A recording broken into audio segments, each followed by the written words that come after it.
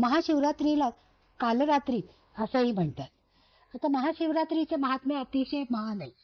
कारण या दिवशी जर आपण पूजा आणि उपासना केली तर आपल्या सगळ्या इच्छा आकांक्षा तर पूर्ण होतातच होतात, पण त्याच्याबरोबर शंकराची कृपाही आपल्यावर राहते. पुराणामध्ये असं सांगितलेलं आहे की ब्रह्माच्या अंशापासून शंकराच्या पिंडीमध्ये निर्मिती झाली. म्हणजे ब्रह्मा हा उत्पत्तिकारक आहे, तर शंकर हा लयकारी आहे. मग अशा या लयकारी शंकराला प्रसन्न करून घेण्यासाठी शिवरात्रीची पूजा करणं आवश्यकच असतं. मग ही पूजा तुम्ही कशी कराल? तर पंचोपचारे पंचामृताने पूजा करायची. आता पंचामृत म्हणजे काय? दही, दूध, तूप, मध आणि साखर या सगळ्यांचं लेपन करून नंतर थंड पाण्याने अभिषेक करायचा आणि धूप, दीप आणि कापूर लावून त्याची पूजा करायची आणि आरती करायची आणि त्याचबरोबर बेलपत्र अर्पण करायची.